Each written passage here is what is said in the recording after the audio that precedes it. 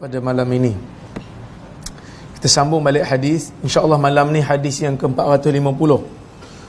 Kata Al-Imam An-Nawawi rahimahullah, wa an Abdullah ibn Shikhir radhiyallahu anhu qala ataitu Rasulullah sallallahu alaihi wasallam wa huwa yusalli wa li jawfihi aziz ka azizil mirjal minal buka. Hadisun sahih rawahu Abu Dawud wa Tirmidzi fi Syama'il bi isnadin sahih. Daripada Abdullah ibn Shikhir radhiyallahu anhu, katanya, saya mendatangi Nabi sallallahu alaihi wasallam dalam keadaan dia sedang salat. Wali jawfihi aziz, ketika mana Nabi salat, saya datang dia, saya tengok, kata Abdullah bin Shikhir, waktu Nabi salat ni, wali jawfihi, rongga Nabi ataupun perut Nabi, aziz, ka azizil mirjal, berbunyi seperti bunyi air menggelegak, minal buka, disebabkan Nabi menangis. Ini yang kita sebut ni, kalau menangis dalam salat ni tidak membatalkan salat selagi mana tidak zahir huruf. Tidak zahir huruf, dua huruf yang difahami ataupun yang tak difahami pun tak apa, yang penting dua huruf, kerana itu dianggap sebagai kalam. Kerana salat tak boleh kalam, tidak boleh bercakap. Tapi kalau kita menangis tu teresak-esak menangis, kan, yang tu tidaklah membatalkan salat selagi mana tidak terkeluar huruf. Maka Nabi waktu dia salat dia menangis. Nabi satu insan yang disebut ghafarallahu ma taqaddama min dhanbihi wa ma ta'akhkhar. Dosa Rasulullah ni telah diampun, tak ada dosa dia ni, maksum dah dia. Apa yang telah berlalu dan apa yang akan datang, tidak ada dosa dia. Tapi dia salat, dia menangis. Kita kadang-kadang nak dapat menangis dalam salat ni susah. Kadang-kadang lalu ayat azab pun kita tak rasa apa.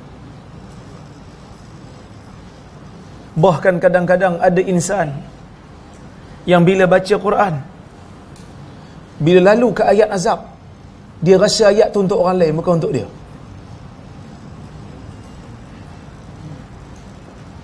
Bila lalu dekat ayat-ayat yang Allah Ta'ala tegur sikap insan, dia rasa ayat tu untuk orang lain, bukan untuk dia. Dan dia kata, ni lah puak-puak ni, musuh Islam. Dia tak pernah rasa diri dia. Dia tak pernah rasa diri dia sombong. Dia tak pernah rasa diri dia perlukan nasihat. Dia rasa dialah mewakili Islam, orang lain tak. Dia tak pernah silap, orang lain yang silap. Ni masalah terutamanya kepada mereka yang melabelkan diri mereka sebagai Islam, seolah-olah Islam itu mereka dan mereka itu Islam. Sedangkan Nabi SAW salat dalam keadaan dia menangis. Maka sebab itu tuan-tuan, sama-sama kita muhasabah diri. Saya tak kata orang lain jahat, kita baik. Tak. Kita semua perlu bermuhasabah diri. Siapa pun kita, tinggi mana pun pengajian kita, walaupun saya duduk di atas ni, taklah semestinya saya lebih baik pada tuan-tuan. Mungkin tuan-tuan lebih ikhlas pada saya. Bahkan saya ni yang sebut macam-macam ni, saya akan kena dulu. Saya akan ditanya dulu, lima taquluna ya ayyuhallazina amanu lima taquluna la nama la taf'alun. Kenapa saya lidah tak apa nak ni lima taquluna ma la taf'alun. Kenapa kamu menyebut sesuatu benda yang kamu sendiri tak buat? Lima taquluna ma la taf'alun. Pendek teguran Tuhan. Tapi Tuhan kata, kabura maqtan 'inda Allah an taqulu ma la taf'alun. Besar kesalahan di sisi Tuhan bila mana kamu menyebut sesuatu yang kamu tak buat. Baik. Wa an Anas radhiyallahu anhu qala Rasulullah sallallahu alaihi wasallam li Ubay ibn Ka'ab radhiyallahu anhu, inna Allah azza wa jalla amarani an aqra'a 'alaik lam yakunil ladzina kafaru. Qala wa sammani, qala na'am, fabaka Ubay, muttafaqun alaih. Wa fi riwayah faja'ala Ubay yabki. Daripada Anas radhiyallahu anhu katanya, Nabi sallallahu alaihi wasallam menyebut kepada Ubay bin Ka'ab. Ubay bin Ka'ab ni sahabat Nabi yang merupakan katibul wahyi, yang merupakan penulis wahyu. Dia di antara sahabat-sahabat yang pandai menulis. Sahabat ni yang pandai menulis tak ramai. Yang mana yang pandai menulis ni Nabi izinkan dia tulis. Jadi di antara sahabat yang menulis Al-Quran ni Ubay bin Ka'ab. Dia ni orang Madinah. Bahkan dia ni di antara orang yang pakar membaca Al-Quran dan kuat menghafal Al-Quran. Maka sebab itu ketika mana zaman Umar melantik Ubay untuk menjadi imam. Jadi imam untuk orang-orang Islam solat tarawih pada bulan puasa. Maka Ubay ni satu hari Nabi sebut kat dia. Nabi kata, Inna Allah azza wa jal, sesungguhnya Allah azza wa jal amarani an aqra'a alaik. Sesungguhnya Allah subhanahu wa ta'ala memerintahkan aku, kata Nabi, untuk membacakan surah ini kepada kamu. Lam yakunil ladzina kafaru. Surah Al-Bayyinah. Lam yakunil ladzina kafaru min ahlil kitab wal musyrikin munfakkina hatta ta'tiyahumul bayyinah. Surah Al-Bayyinah. Ubay kata, wasammani, adakah Allah azza wa jal panggil nama aku? Maksudnya, adakah Allah sebut nama aku pada engkau ya Rasulullah? Sebab Ubay ni dia macam tak percaya. Mungkin dia rasa Allah perintahkan kau ya Rasulullah untuk bacakan surah Bayyinah ni kepada mana-mana sahabat. Jadi kau pilih aku kerana mungkin kau nampak aku hari ni. Kalau kau nampak orang lain, mungkin kau pilih orang lain. Sebab tu dia tanya satu soalan ni. Dia kata, adakah Allah Ta'ala panggil nama aku?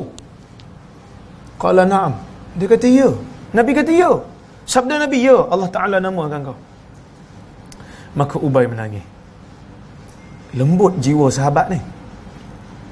Menangis disebabkan terlalu gembira. Pasal apa gembira? Tuan-tuan, katalah kita pergi dalam satu majlis. Majlis ni majlis VIP. Orang besar, Sultan duk hadir. Dalam ucapan Sultan dia sebut nama kita. Kita rasa apa? Oh, hebat lah. Maksudnya aku ni orang kanan Sultan. Kau umur tak disebut pun. So jangan dengki lah. Aku seorang dijemput. Aku seorang jadi dijemput satu hal, disebut satu hal. Yang dijemput ni tak disebut pun. Kadang Sultan tak tengok pun. Maka sebab itu Ubay menangis kerana gembira disebabkan oleh bukan Sultan yang sebut nama dia, tetapi Malikul Muluk, raja segala raja, raja yang menguasai segala kerajaan yang ada. Allah yang tak perlu kepada apa-apa pun tiba-tiba sebut nama satu orang insan. Maksudnya insan tu hebat. Maksudnya insan tu bukan calang-calang orang lah. Kerana ada satu hadis Nabi SAW meriwayatkan daripada Allah Azza wa Jal. Allah kata, ana inda dhanni abdi bi wa ana ma'ahu hina dhakarani. Wa in dzakarani fi nafsi dzakartuhu fi nafsi. Wa in dzakarani fi mala' dzakartuhu fi mala'in khairum minhu. Fi mala'in khairin minhu. Atau kama qala, Nabi meriwayatkan daripada Allah Azza wa Jalla satu hadis kursi.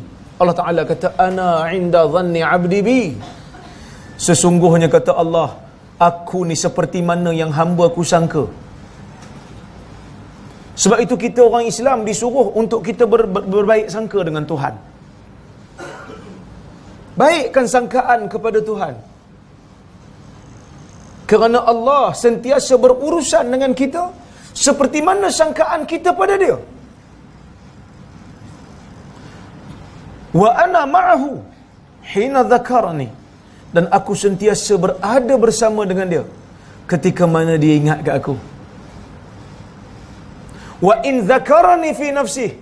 Kalau dia ingat aku ketika mana dia seorang diri, zakartuhu fi nafsi, kata Allah, aku akan ingat dia dalam diriku. Wa in dzakarani fi mala', bila mana dia ingat aku ketika mana dia beramai-ramai bersama dengan orang lain, zakartuhu fi mala'in khairin minhu. Aku akan sebut dia. Aku akan sebut dia bersama-sama dengan kumpulan yang lebih baik daripada dia, iaitu kumpulan malaikat. Maksudnya kalau Allah Ta'ala sebut nama Ubay, Ubay adalah satu insan yang istimewa, yang sentiasa ingat pada Allah Azza wa Jalla. Maka sebab tu dia gembira. Paling tidak Tuhan sebut nama dia sekali pun cukup. Itu satu mukjizat, satu manaqib, manqabah, satu kelebihan yang sangat besar bagi seorang manusia. Maka Nabi kata, Tuhan suruh aku baca kepada engkau surah Al-Bayyinah. Ulama berbeza pendapat. Surah Bayyinah ni turun bila? Adakah dia turun sebelum hijrah ataupun selepas hijrah? Adakah dia Makki ataupun Madani? Ulama beza pendapat. Ada yang kata dia Makki, ada yang kata dia turun sebelum hijrah, ada yang kata dia turun selepas hijrah. Ada pun pandangan yang tepat di kalangan para ulama, surah Al-Bayyinah ini surah Madani. Dia turun selepas daripada hijrah, kerana dalam ayat ni bercerita tentang sikap orang-orang ahli kitab. Dalam surah ini Allah Ta'ala menegur sikap ahli kitab, yang mana teguran kepada ahli kitab kebanyakannya di dalam surah selepas daripada hijrah. Kerana pada peringkat awal kebiasaannya Nabi nak sama dengan ahli kitab. Maka sebab itu dibolehkan orang Islam yang lelaki berkahwin dengan perempuan ahli kitab yang bersih. Sembelihan ahli kitab boleh dimakan.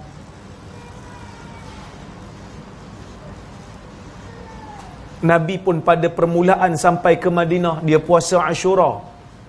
Dan dia, sebab dia nampak orang Yahudi puasa hari Ashura. Nabi sampai dekat Madinah, dia tengok orang Yahudi puasa pada hari Ashura. Bila ditanya kenapa, orang Yahudi kata sebab Allah menyelamatkan Musa hari ini. Nabi pun kata, nahnu ahaqqu bi Musa minkum, kami lebih berhak untuk menghormati Musa daripada kamu, kerana kamu menyelewengkan agama Musa. Kami pengikut Musa yang sebenarnya, maka kami lebih berhak untuk puasa. Fasam wa amaran nasa bisiyami. Nabi puasa, dan Nabi memerintahkan manusia yang lain, iaitu orang-orang Madinah dan orang Mekah yang baru pindah, untuk berpuasa. Tapi di peringkat akhir, sebelum daripada Nabi wafat, Nabi kata apa? La in baqit ila qabilan la asumanna at-tasi'. Kalau aku hidup lagi pada tahun akan datang, aku akan puasa pada hari yang ke-9 juga. Peringkat awal Nabi nak bagi sama dengan ahli kitab, supaya nak tarik ahli kitab masuk Islam. Tapi bila mana orang ahli kitab keras kepala, maka pada peringkat akhir Nabi tak nak dah bagi sama dengan ahli kitab. Nabi suruh kita berbeza dengan ahli kitab. Sebab itu Nabi suruh orang-orang yang beruban putih, rambut putih, janggut putih, Nabi suruh inai. Kerana budaya ahli kitab zaman tu, orang Yahudi, dia suka biar putih. Sebab itu Nabi perintahkan kita, kalau nak salat di luar daripada, katalah kita perlu solat di luar daripada surau, pergi camping nak solat, tengok kasut bersih, tak payah buka kasut, solat dalam kasut. Sallu fi ni'alikum, solat dalam kasut kamu. Kerana orang Yahudi tak solat dalam kasut dah. Dulu ada satu gambar ada, saya tak tahulah, ada perhimpunan ke apa ke, dia orang solat tu pakai kasut. Ada pula orang pergi tangkap gambar tu, dia kata, ni ajaran siapa solat pakai kasut ni? Ajaran Nabi. Walaupun kita tak setuju mungkin dengan perhimpunan tu, tapi jangan cela sunnah Nabi. Kerana ada hadis Nabi benarkan kita salat pakai sepatu. Bahkan dalam hadis yang sahih, Nabi pernah pakai kasut salat. Tengah-tengah salat Nabi buang kasut. Sahabat tengok, sahabat pun pakai kasut. Sahabat tengok Nabi buang kasut, Nabi, dia orang pun pakai buang kasut. Lepas solat Nabi tengok kasut bergelimpangan. Ni apa hal kau buang kasut? Kata, ya Rasulullah, kau buang kasut, kami buang kasut lah. Sebab sahabat dia ikut Nabi, takut-takut turun wahyu, kata solat pakai kasut tak boleh. Nabi kata boleh. Tapi tadi Jibril bagi tahu aku, dalam kasut ni, dekat kasut ni ada najis. Maka sebab tu aku buang. Tapi kalau kasut tu bersih, tak ada najis, boleh solat pakai kasut. Nabi suruh kita salat pakai kasut sebab nak bercanggah dengan amalan Yahudi. Jangan buka. Tapi kalau zaman Nabi tak apalah, masjid dia pasir je kan. Tapi kalau ada kapet macam ni pakai kasut, memang nak kena lempang dengan imam lah. Maka ayat ni ataupun surah ni surah Madaniyah. Surah yang diturunkan selepas daripada hijrah, mengikut pandangan yang tepat di kalangan para ulama. Tapi ada khilaf. Tak nafi ada khilaf. Apa kepentingan surah ni? Yang kita biasa baca, bahkan ada sebahagian kita hafal pun. Apa kelebihan surah ni? Surah ni menceritakan tentang dua benda yang penting. Dua benda yang penting. Yang pertama, sikap ahli kitab. Sikap yang menjerumuskan ahli kitab, sehingga mereka ini dicela oleh Allah Azza wa Jalla. Apa Allah Ta'ala kata dalam ayat ni? Wa ma tafarraqal ladzina utul kitab illa min ba'di ma ja'atuhumul bayyinah. Ahli kitab itu tidak berpecah belah sehinggalah datang kepada mereka bukti. Ulama tafsir, mereka ketika mana mentafsirkan ayat ni, mereka kata ahli kitab tidak berbeza pendapat tentang sifat-sifat Muhammad yang kita sebut dalam kuliah-kuliah yang lepas. Allah Subhanahu wa taala menceritakan sifat-sifat Nabi Muhammad secara detail. Sehingga kan Allah Ta'ala kata ahli kitab ini lebih kenal Muhammad daripada kenal anak mereka. Seperti mana mereka kenal anak mereka, seperti itulah mereka kenal Muhammad. Kerana sifat-sifat Muhammad diceritakan secara detail dalam Quran. Innal ladzina atainahumul kitaba ya'rifunahu kama ya'rifuna abna'ahum. Sesungguhnya orang-orang yang diberikan kitab mengetahui Muhammad seperti mana mereka tahu anak-anak mereka. Mereka tak berpecah. Seolah-olah mereka bersepakat, ijma'. Ni sifat Muhammad. Ni sifat yang Allah Ta'ala akan utuskan Nabi di akhir zaman. Ni sifat Nabi akhir zaman, dan ni dia yang diceritakan dalam Taurat, yang diceritakan dalam Injil. Tapi bila mana bukti kenabian Nabi itu datang, Bila mana Nabi Muhammad muncul membawa bukti, mereka berpecah belah. Sebahagian daripada mereka menerima, dan ramai di kalangan mereka yang keras kepala daripada menerima kebenaran. Tak nafi, ada di kalangan ahli kitab seperti Abdullah bin Salam, seperti Adi bin Hatim, mereka terima hidayah. Tetapi ramai di kalangan ahli kitab, walaupun sebelum Nabi itu muncul membawa dakwah yang benar, mereka terima yang ni adalah Nabi akhir zaman. Tetapi bila mereka jumpa dengan Nabi, oleh kerana Nabi itu bukan daripada kalangan mereka, mereka tak boleh terima, keras kepala nak terima kebenaran. Sikap ini yang menjerumuskan ahli kitab. Sikap keras kepala, sikap bangga diri. Konon golongan aku je golongan yang terpilih. Hanya golongan aku je yang dipilih, yang layak dipilih untuk jadi Nabi. Bahaya. Tapi sifat ini bukan hanya ada pada orang Kristian. Walaupun orang Kristian itu kafir, tetapi sifat keras kepala dengan kebenaran ni kadang-kadang ada juga pada kita. Walaupun bergelar Muslim, sebelum datangnya sunnah yang bersifat detail, slogan kita Quran dan sunnah. Quran dan sunnah. Kita mesti berpegang dengan Quran dan sunnah. Bahkan nama kita pun ahlu sunnah wal jamaah. Sandaran kita Quran, sandaran kita sunnah.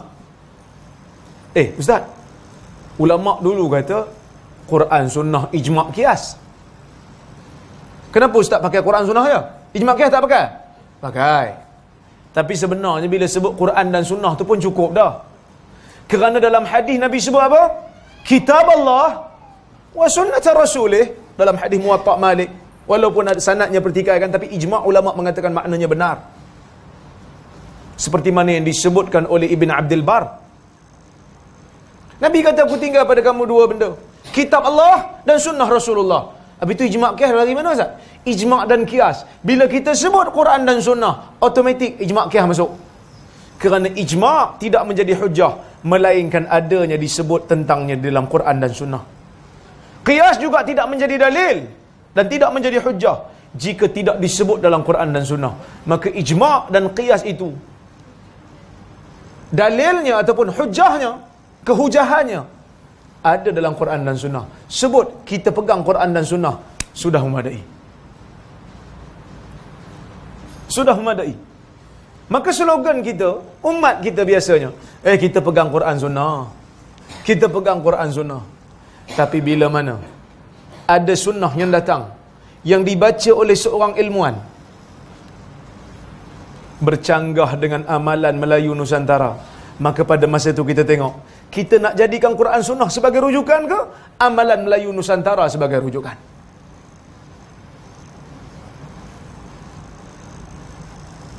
Nilai. Dia kata, Ustaz datang dakwah sini pecah habis surau kami. Ya, wa ma tafarraqal ladzina utul kitab illa min ba'di ma ja'atuhumul bayyinah.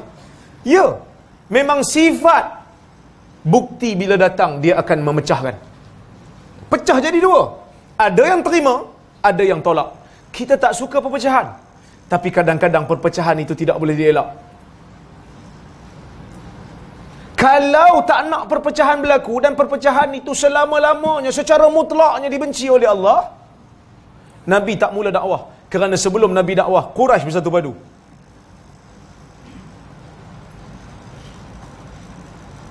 Tapi bila Nabi bawa dakwah dia, pecah habis orang Quraisy.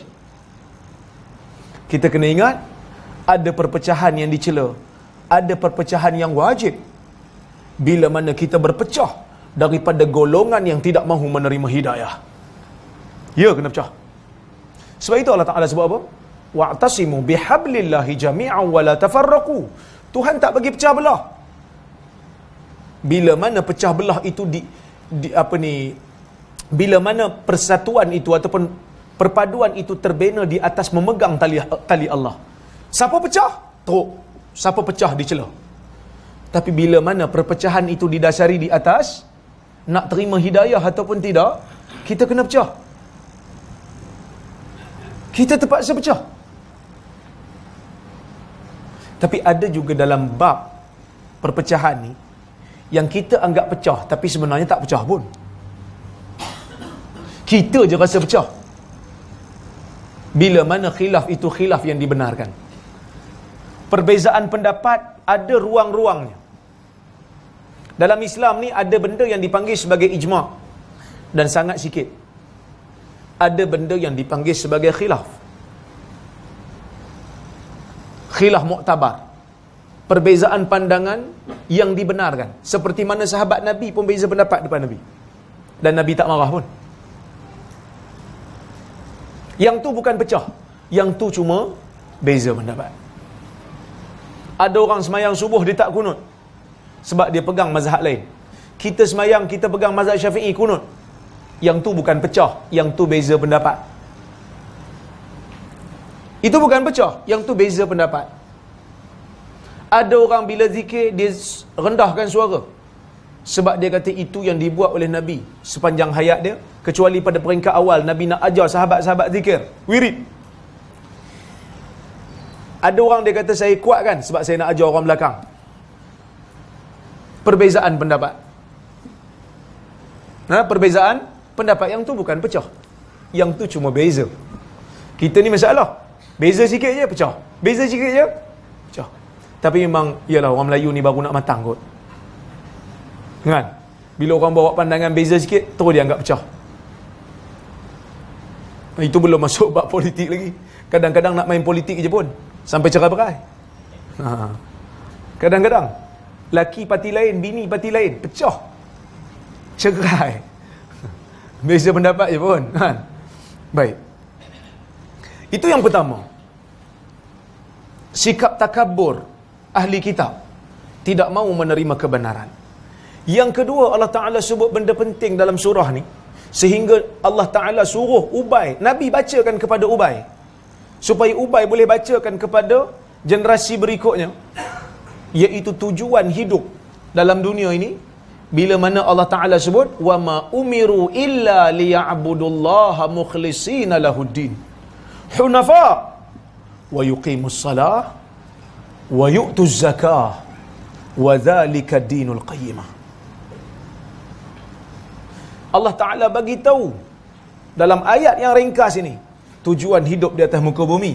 Wa ma umiru, tidaklah mereka itu diperintahkan illa liya'budullah, melainkan hanya untuk menyembahkan diri kepada Allah, mukhlishina lahuddin, ikhlas kerana Allah, hunafa, dalam keadaan mereka tidak condong kepada syirik, dalam keadaan mereka mentauhidkan Allah Azza wa Jal. Sebab kalau nak kira sembah Allah ni, Kristian sembah Allah, Yahudi sembah Allah, tapi mereka sembah Allah dalam masa yang sama mereka seru juga anak Allah kononnya. Jesus kononnya anak Allah. Subhanallah, maha suci Allah daripada sifat makhluk.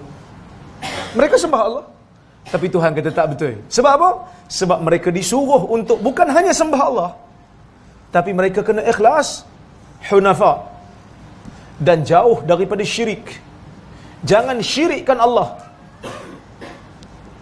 Jangan sembah Allah dalam masa yang sama sembah benda lain. Wa yuqimus salah. Kemudian daripada itu baru kamu laksanakan salat. Bereskan akidah. Kemudian laksanakan salat. Wa yu'tuz zakah, dan bayar zakat. Wa dzalika dinul qayyimah. Inilah agama. Inilah agama yang benar. So ini di antara kepentingan ataupun kita katakan keistimewaan surah Bayyinah.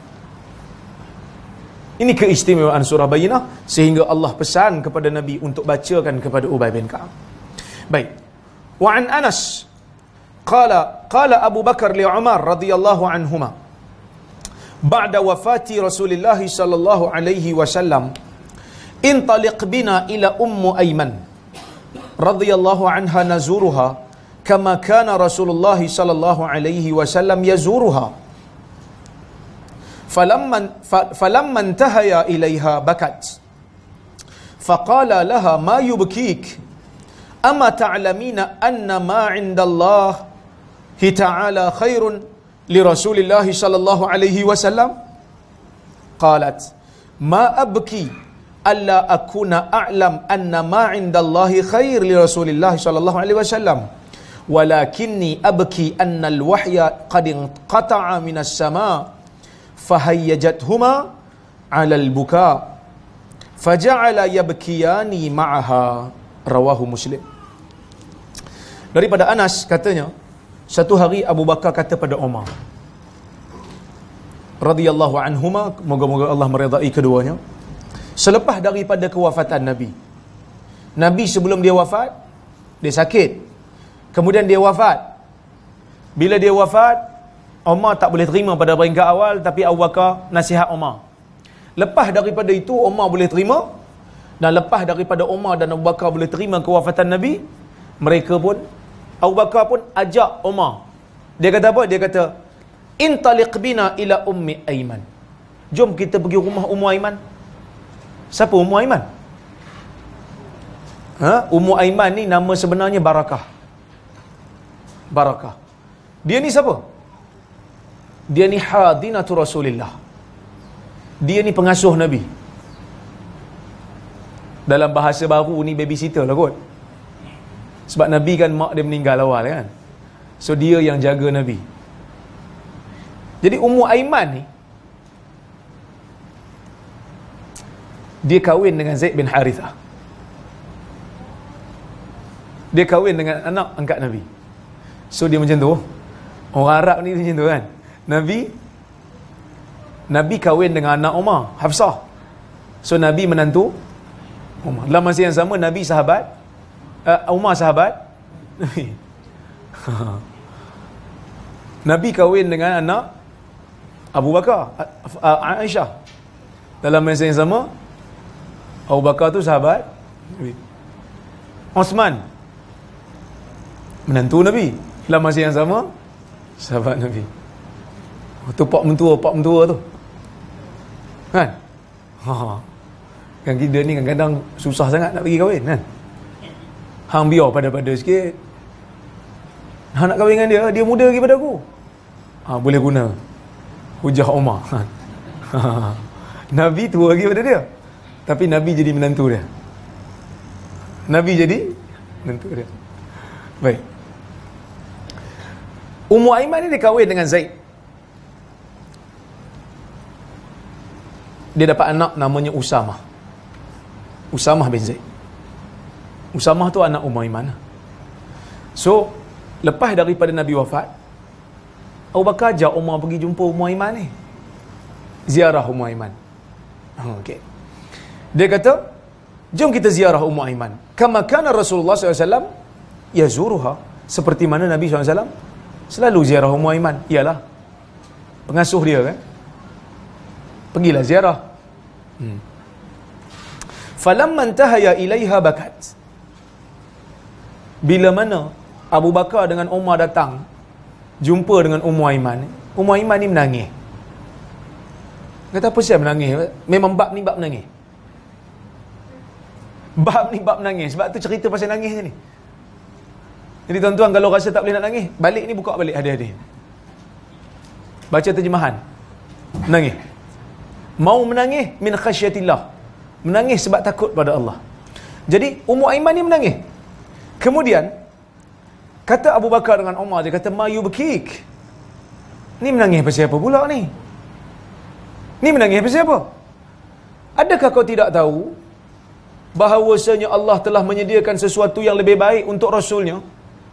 Maksudnya Rasulullah wafat ni dia bukan buat apa. Bukan Rasulullah gimana. Bahkan dia dapat layanan yang istimewa daripada Allah. Dia bukan macam kita. Dia Nabi, maksum. Maksudnya dia hidup di alam barzah itu sangat selesa. Lebih baik daripada hidupnya dalam dunia. Ummu Aiman kata, aku bukan menangis sebab tu. Aku tahu apa yang ada di sisi Allah itu lebih baik untuk Rasulnya. Tetapi aku menangis disebabkan wahyu daripada langit telah terputus.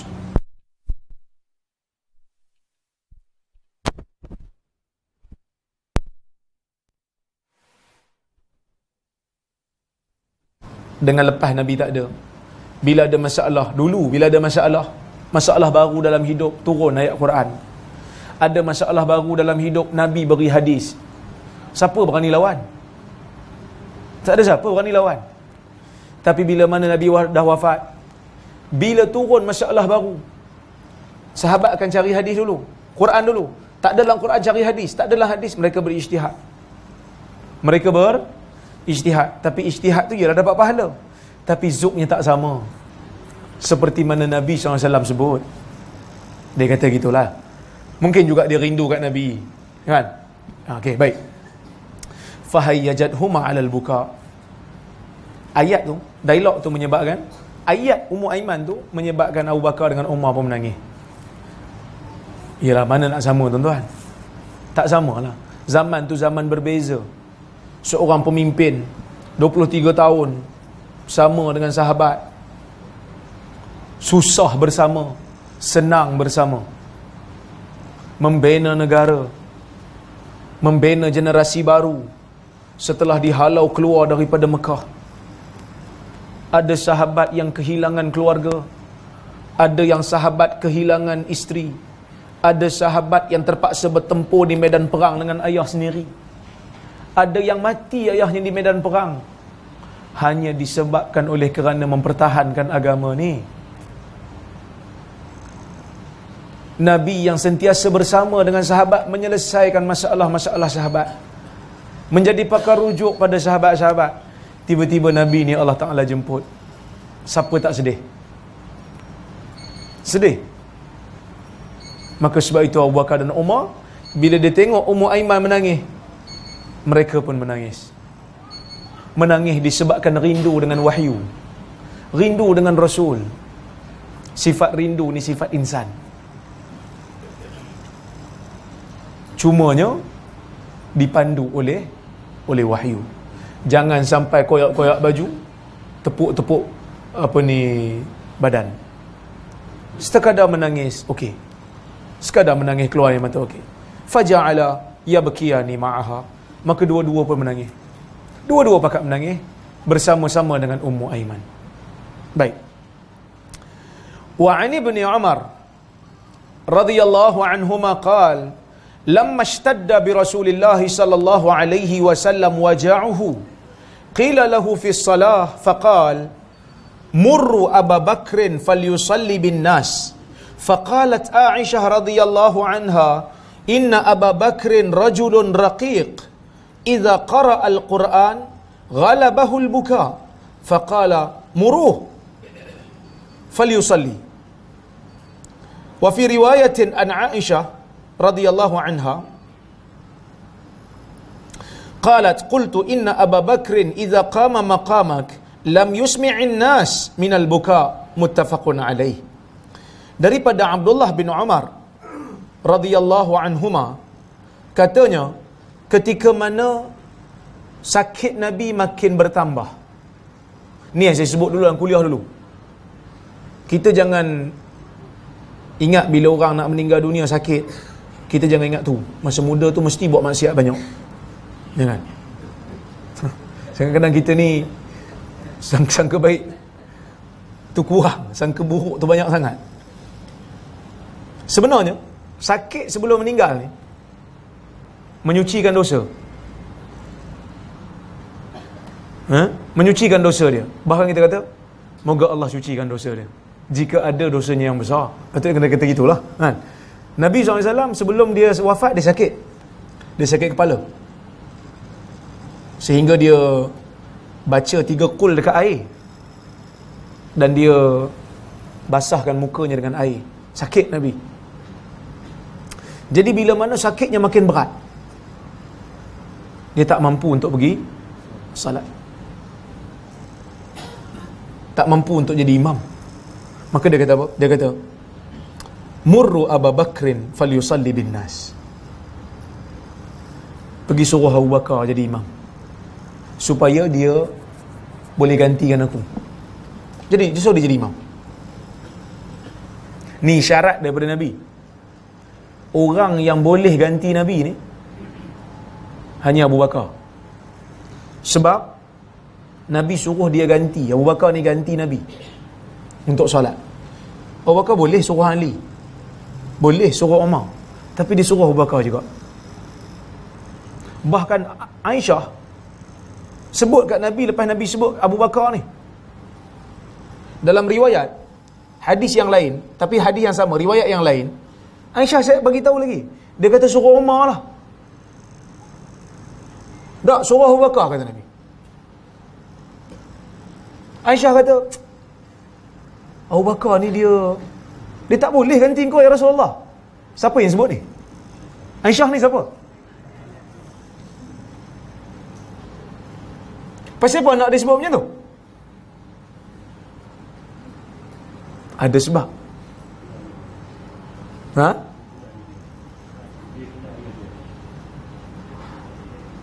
Aisyah ni dia tak nak satgi bila Abu Bakar jadi imam. Pertama, orang tak boleh, orang takkan rasa sama macam salat belakang Nabi. Takut orang bertasya'um, sangka buruk. Ni Abu Bakar jadi imam ni, Nabi dah mati ke apa? Dia tak nak perkataan Nabi mati keluar daripada mulut insan. Dia tak mau ayah jadi penyebab orang jadi sangka buruk sehingga ingat Nabi dah mati, ingat Nabi dah wafat. Dia tak mau yang tu. Maka dia kata, bagi orang lain lah, bagi orang lain. Okey. Jadi Nabi dia berkerah, Abu Bakar, bagi Umar, Abu Bakar. Sampai dalam satu riwayat Nabi sebut, inna kunna sawahibu Yusuf. Aisyah ni dia pergi pula jumpa Hafsah. Dia kata, Hafsah, tolong pujuk Nabi ya, jangan bagi Abu Bakar. Jangan bagi Abu Bakar. Tolong pujuk Nabi, suruh Umar. Hafsah buat sampai Nabi kata, ni koma ni pasal koma ni macam sawahibu Yusuf ni. Nak terjemah macam mana? Sahabat-sahabat Yusuf, yang Nabi Yusuf ni kan handsome kan. So bini kepada Raja Mesir, siapa nama dia? Yang dikatakan namanya Zulaikha tu kan? Saya tak tahulah betul ke tak namanya Zulaikha, sebab itu Israeliat. Boleh jadi betul, boleh jadi tak betul. Dalam Quran tak sebut nama dia, dalam sunnah pun tak sebut. Boleh jadi namanya Zulaikha, boleh jadi tak betul. Tapi katalah namanya Zulaikha kan. Zulaikha ni dia kan bila mana dia syok dengan Yusuf, kawan-kawan VIP dia duk kutuk dia kan, apa kau ni buat malu je. Kan dia buat makan-makan khas, siap letak pisau lagi. Dalam Quran disebut kan, siap buat makan supaya semua kawan dia boleh tengok Yusuf. Sebenarnya buat makan tu bukan buat makan, tapi nak suruh kawan-kawan dia tengok Yusuf. Maksud dia kata, Nabi nak kata, korang ni sebenarnya halang tak bagi aku suruh Abu Bakar ni sebab ada benda lain kan. Korang ni perangai sama je macam sahib Yusuf. Ini mesti ada benda lain ni. Bukan sebab tak nak Abu Bakar jadi imam solat. Mungkin ada sebab lain. Ataupun para ulama ditafsirkan lagi, dia kata bukan sebab tu. Sebab terlalu memujuk. Pujuk gunakan kepakaran yang ada untuk pujuk suami, untuk goda suami supaya ubah. Seperti mana geng-geng yang syok dengan Yusuf ni gunakan berbagai cara supaya Yusuf syok kat mereka. Macam tu lah. Sebenarnya Aisyah tak nak, sebab dia tak, macam saya sebut tadi lah, dia tak nak orang tasya'um dengan Nabi disebabkan ayah dia. Orang tasya'um ni maksudnya orang menjangkakan benda buruk akan berlaku kepada Nabi. Aisyah seolah-olah macam belum bersedia yang Nabi akan wafat. Aisyah tak nak ayah dia penyebab. Biar Umar tak apa, biar orang lain tak apa, tapi Nabi nak Abu Bakar. Kenapa Aisyah bagi alasan? Tapi dia bagi alasan lain kat Nabi.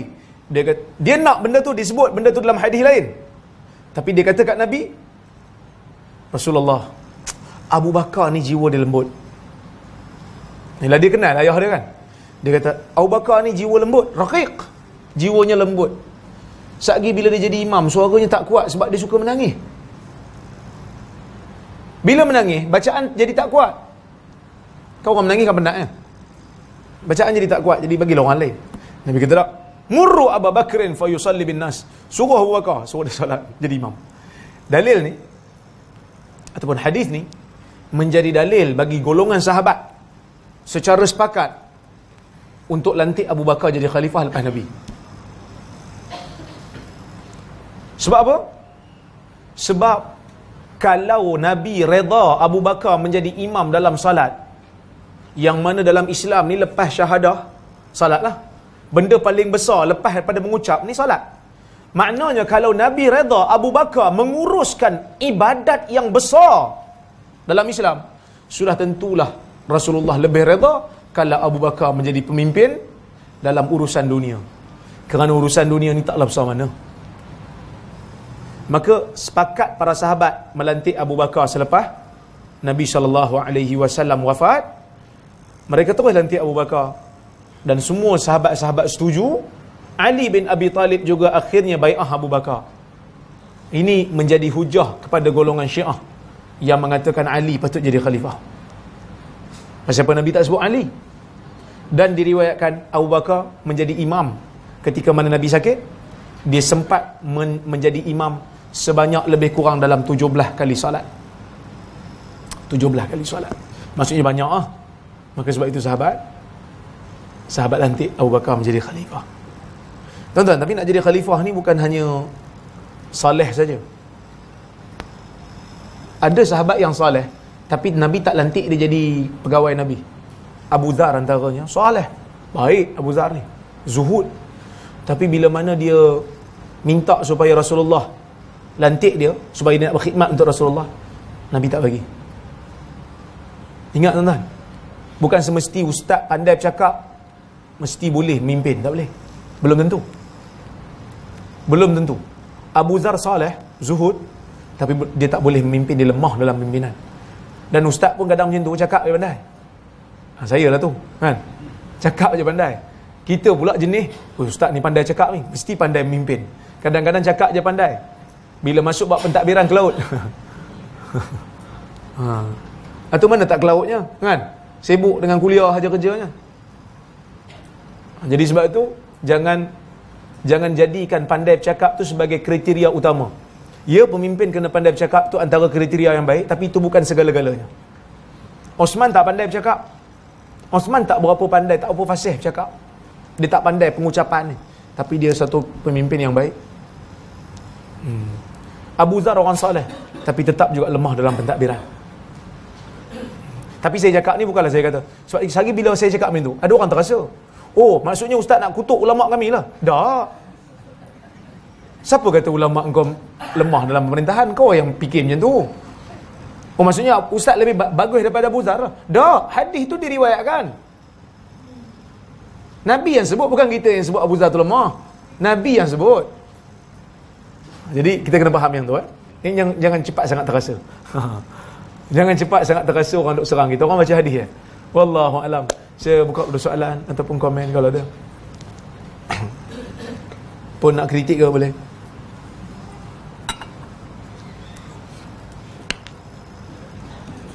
Ya, Ji. Akhir-akhir ini lah, bagaimana laporan media massa, banyak orang mempertikaikan ulama. Soalnya, mengapa? Adakah karena kelemahan ulama sendiri tidak menghayati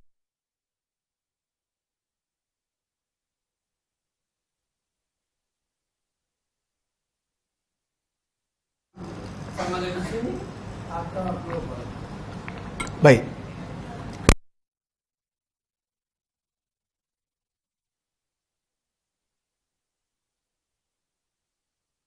Ulama' ni dihormati. Bahkan hadis yang kita baca tadi, Abu Bakar dengan Umar pergi ziarah Ummu Aiman ni, itu juga menjadi bukti yang mana kita ni kena pergi ziarah orang yang ada kelebihan. Ulama' sudah tentu ada kelebihan. Bila kita dengar ada ulama' di mana-mana, terutama bila dah uzur, dah tua, kita pergilah ziarah, memberi semangat kepada dia kerana dia ada kelebihan. berbuat baik pada para ulama memang dituntut. Ibnu Abbas dia berbeza pendapat dengan Zaid bin Thabit. Tapi dia hormat Zaid bin Thabit. Dia beza pendapat dalam bab faraid satu bab dengan Zaid bin Thabit. Dua-dua tu pakar. Jadi bila dia beza pendapat dengan Zaid bin Thabit, dia siap ajak siapa-siapa yang berbeza pendapat dengan dia, termasuk Zaid bin Thabit. Kalau boleh kita mubahalah dekat Kaabah. Aku sanggup. Mubahalah ni sumpah laknat. Kalau aku betul, kalau aku tak betul, ya Allah laknat aku. Kalau hang tak betul, hang doa laknat Allah pada hang. Punya serius dalam bab tu. Tapi bila mana Zaid bin Thabit masuk ke Madinah naik kenderaan, Abdullah bin Abbas ambil tali kenderaan dia, bawa dia masuk ke Madinah. Dia kata, beginilah kami diperintahkan untuk menghormati ulama-ulama kami. Sebab Abdullah bin Abbas dengan Zaid ni, Abdullah bin Abbas ni muda, Zaid tu tua sikit. Zaid bin Thabit kata, bawa tangan, hulurkan tangan kau. Dia cium tangan Abdullah bin Abbas. Zaid bin Thabit kata, beginilah kami diajar untuk menghormati ahli keluarga Nabi. Menghormati ulama itu satu benda yang dituntut. Tetapi menghormati para ulama tidak bermakna kita kena setuju semua benda yang apa yang ulama sebut. Sebab kalau kena setuju semua benda, habis kita. Sebab ulama bukan ada satu pendapat, ulama banyak pendapat. Yang kata buaya halal dimakan, daging buaya halal, ulama juga.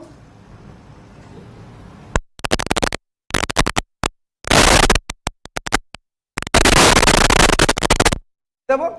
Sebab dia kata buaya duduk dalam air. Jadi apa saja yang duduk dalam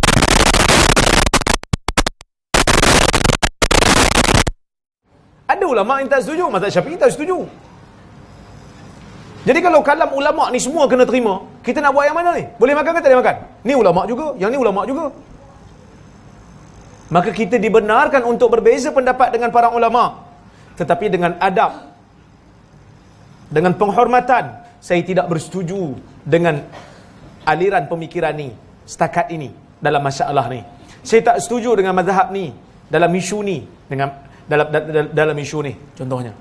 Kita boleh berbeza pendapat dengan para ulama, tetapi bukan dengan mencela mereka. Mereka ada kelebihan, mereka telah banyak berjuang untuk agama ni, berjasa untuk agama ni, memudahkan umat dengan ijtihad mereka. Tapi kita boleh berbeza pendapat dengan mereka, bukan sebab kita tu hebat macam mereka, sebab kita ambil pandangan orang yang hebat macam mereka juga, kerana dalilnya mungkin lebih kuat contohnya. Itu satu. Yang kedua tuan-tuan, kita kena bezakan ulama ni punya pendapat. Ada bab yang mana ulama punya pendapat, ada bab yang kita panggil sebagai bab agama. Dalil-dalil dia dalil khusus. Ada bab yang dipanggil sebagai bab politik yang asas kebanyakan bab politik ni maslahah. Politik ni kebanyakannya ijtihad. Ada orang dia tak setuju sebab dia pandang ni alasan dia. Ada orang tak setuju sebab dia kata, ada orang setuju dia kata ini alasan dia. Maka bila kita berbeza dengan satu orang ulama dalam masalah politik, kita tak dianggap sebagai menghina dia, tapi kita berbeza pendapat dengan dia lah. Contohlah kan, Abu Bakar dengan Umar, ada tak beza pendapat dalam politik? Ada. Abu Bakar masa dia nak pergi perang dengan golongan yang tak bayar zakat, Umar kata apa? Adakah kau nak memerangi orang yang mengatakan Allah sebagai Tuhan dia? Abu Bakar kata, wallahi la uqatilanna man farraqa baina salati waz zakah. Demi Allah, aku akan perang dengan golongan yang membezakan antara salat dan zakat. Abu Bakar, mula-mula Umar tak setuju dengan dia. Abu Bakar tak pernah kata, "Hey, hormat sikit, aku tua lagi pada kau. Dah lah, aku pula ulama lagi hebat pada kau." Tak. Tapi Abu Bakar memberikan hujahnya. Dia berikan hujahnya. Kenapa dia nak perang dengan golongan yang tak bayar zakat di zaman dia? Akhirnya Umar pun setuju. Tak ada pula dia kata ini tidak menghormati ulama, elok mati panah kilat je dia ni. No. Ini bab politik, bab yang luas. Bab yang luas. Taklah bermakna orang yang lebih lama berkecimpung dalam politik itu pandangannya sentiasa betul. Kalau orang yang lebih lama berkecimpung dalam politik sentiasa betul, Umar bin Abdul Aziz taklah lebih lama. Ada orang lebih lama lagi menjadi gubernur sebelum dia. Betul? Pandangan politik itu kadang-kadang Allah berikan kepada orang yang dalam bab itu, kadang-kadang Allah Ta'ala berikan taufik dan hidayah kepada orang lain. Daud dan Sulaiman. Allah Ta'ala kata apa? Fafahamna Sulaiman. Daud lebih lama merintah daripada Sulaiman. Tapi dalam isu satu kes tu kambing tu kan, Allah Ta'ala kata apa? Kami memberikan faham kepada Sulaiman. Sulaiman lebih faham. Sekali orang spin pula kata ustaz ni dah samakan diri dengan Sulaiman pula. Kacau. Saya nak kata itu ada bila saya sebut tak kena saja kan. Saya nak kata, bukan saya kata ada orang lebih hebat pada Sulaiman. Tak, masalahnya saya punya premis ialah kadang-kadang betul atau salah dalam bab politik, dalam bab pandangan ini bukan mengira umur. Tapi kadang-kadang kepandaian Allah Ta'ala beri tak sama pada orang. Ada orang yang lebih muda tapi pandangannya lebih tepat. Tapi kadang-kadang ada orang muda lebih tergelojor pun ada juga. So apa-apa pun tak ada kaitan di antara tak setuju dengan tak hormat. Tak hormat bila kita kata bodoh, mangkuk ayun, bahlul, muka tak handsome, tu tak, itu kutuk, tu maki. Tapi bila kata saya tak setuju dengan dia, saya tak setuju dengan apa yang dia buat, yang tu bukan tak hormat. Yang tu kita menyatakan pendirian yang tak sama. Wallahu a'lam. Okey, dah last. Ha? Debat. Debat tak jadi. Tak jadi. Debat tak jadi sebab saya pun tak tahu kenapa, tapi saya bagi surat menyatakan pendirian saya untuk berdialog. Sebab dia tawarkan terbuka kan. Dia bukan tawarkan pada Mufti Perlis saja, dia kata siapa-siapa saja. Siapa saja yang kata RUU ni sunat ke, makruh ke, wajib ke, haram ke, harus ke, saya nak berhujah dengan saya. Siapa pun, siapa saja. So saya pun tengok semangat sangat dia tu, saya pun okey lah, saya setujulah, saya terima. Walaupun pengikut dia sebahagiannya kata saya gila glamour, tapi nak kira tak tahulah, sebab orang cabar, bukan kita yang cabar, dia yang cabar, kita terima cabaran.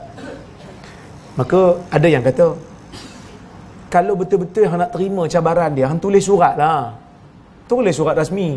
Hang tulis kat Facebook ni bukan dia baca pun. Maka saya pun tulis surat mengatakan saya terima cabaran itu, dan saya minta supaya respon dalam masa 5 hari. Yalah, kena respon dalam 5 hari lah. Kalau kita tak bagi tempoh, 50 tahun akan datang baru dia balas surat saya. Saya pun dah lupa. Kenalah bagi tempoh supaya kita ada ruang untuk kita beri komitmen kan. So dia pun terima surat tu dan kita bagi serahan tangan. Terima surat tu. So dia kata, dia letak dalam Facebook dia, dia kata dia lantik wakil dia. Saya ada wakil saya, itu Ustaz Abu Hafiz. Dia pun ada wakil dia, apa nama, Nurul Islam tak silap, wakil dia. Jadi wakil saya pun kontak wakil dia. Jadi wakil dia berikan sebaran media yang mana YB Takiri nak jumpa Dr. Mazhar dulu. Ada pun muzakarah ataupun dialog dengan Rozaimi ni kemudian lah, dia kata lepas pada tu, lepas jumpa Dr. Mazhar. Tapi apa yang berlaku lepas jumpa Dr. Mazhar tu, terus dia buat statement di Berita Harian, dia kata debat dengan Dr. Mazhar selesai, tak berbangkit lagi. Jadi saya pun, saya faham lah, dia kata okey, debat dengan Dr. Mazhar yang selesai, dengan saya tak selesai lagi. Saya faham macam tu. Rupanya maksud dia dengan dua-dua selesai lah. Jadi saya pun tunggu sampai 5 hari lah. Saya bagi surat tu hari Khamis tak silap. Jadi dia punya hari tu, tempoh tu berakhir pada hari Isnin. Khamis, Jumaat, Sabtu, Ahad, bukan, Rabu saya bagi kan. Khamis, Jumaat, Sabtu, Ahad, Isnin, 5 hari. Bila masuk hari Selasa tu, terpaksa saya buat statement lah. Saya kata wakil dia tak beri apa-apa feedback, tak beri apa-apa balasan. Saya kata dia tak berminat lah. So debat tu jadi berkubur gitu je lah. 1-0. Tapi sebenarnya saya sedih lah juga. Saya sedih juga sebenarnya. Tuan-tuan, asas perundangan Islam ni bukan hanya dengan buat hudud. Ya, hudud tu sebahagian daripada Islam. Tapi bukan hanya itu. Asas perundangan dalam Islam ni juga ialah memberikan ruang kepada orang yang dituduh dengan tuduhan yang pelbagai untuk membela diri. Berilah dia peluang untuk berhujah. Hampa tak nak dengar ke daripada kami? Hampa sekarang ni buat ceramah, buat roadshow, bagi tahu hampa punya alasan. Lepas tu hampa kecam orang-orang yang tak setuju. Hampa buat himpunan besar-besaran, ceramah daripada tengah hari sampai malam. Okeylah. Tapi hampa tak nak dengar kepada kami. Kenapa kami belum menyatakan persetujuan? Tak mau dengar ke? Kalau tak mau dengar, maksudnya tak adil lah macam tu. Dengarlah dulu. Bila dengar, baru lepas tu buat keputusan. Kenapa orang tak setuju? Kenapa orang kritik? Kan? Tapi tak nak dengar. Saya pun susah hati jugalah. Kan? Macam mana nak buat hudud ni? Satgi orang nak bela diri pun tak boleh. Orang nak nyatakan hujah pun tak boleh. Jadi ada orang tanya, Ustaz, hujah Ustaz apa? Tak setuju tu. Saya kata tunggulah debat, dialog. Mana boleh bagi tahu sekarang? Tunggu dialog. Kalau ada dialog ni, insya-Allah kita bagi tahu. Kenapa? Ada sebab-sebab dia, ada alasan-alasan dia. Jadi jangan takut. Kita bukan nak wrestling, kita nak dialog. Dialog elok-elok, cakap elok-elok. Kalau terbukti hujah saya tak betul, hujah saya salah, saya boleh tarik. Banyak pendapat saya yang salah, saya tarik lah.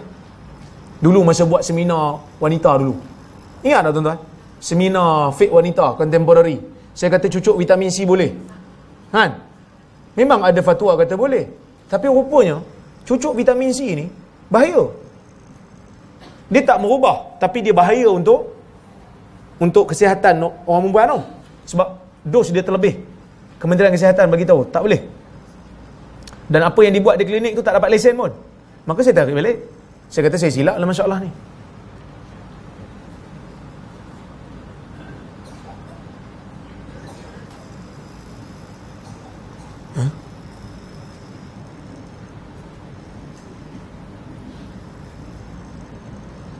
Okey, Ustaz, boleh ke satu solat sunat gabung dua niat solat? Contohnya solat sunat lepas isyak dengan witir. Macam mana nak sambung? Witir tu 3 rakaat. Solat sunat lepas isyak berapa rakaat? 2 rakaat. Mana boleh sambung? Mana boleh gabung? Dia kalau solat yang menjadi wasilah boleh digabungkan dengan solat yang maksud. Macam tahiyatul masjid dengan qabliyah. Boleh. Contoh bila kita masuk, imam dah solat. So, solat tahiyatul masjid tu gugur, kita solat dengan imam lah. Sebab solat sunat tahiyatul masjid tu dia bukan dimaksudkan dengan diri dia. Solat sunat tahiyatul masjid tu dia nak dia hanya wasilah. Yang mana Nabi nak supaya kita bila masuk masjid, kita sibukkan masjid ni dengan solat. Tapi kalau boleh gabung, syok kan? Qabliyah subuh dengan subuh gabung. Sebab dua-dua tu maksud, tak boleh gabung. Tidak boleh digabung. Wallahu a'lam.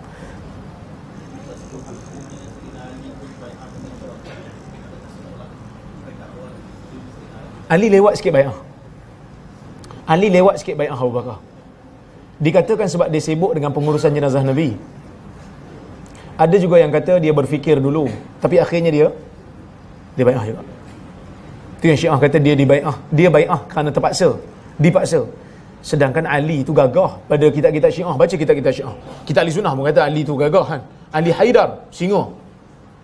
Singa dalam bahasa Arab kebanggaan. Kalau kita singa garang kan.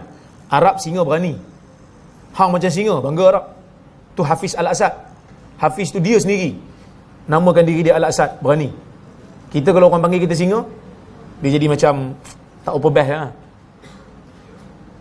Ali dikatakan, Syiah kata Ali bai'ah Abu Bakar sebab dia dipaksa. Tak, bukan dia dipaksa. Mana seorang imam yang gagah kononnya boleh dipaksa? Tak, dia bai'ah Abu Bakar memang kerelaan dia. Cuma dia lewat sikit bai'ah Abu Bakar. Wallahu a'lam. Okey. Terima kasih banyak. InsyaAllah kita jumpa lagi pada kuliah yang akan datang. Saya minta maaf kalau saya terkasar bahasa tersilap. Kata qulu qawli hadha wa astaghfirullahal azim li wa lakum. Assalamualaikum warahmatullahi wabarakatuh.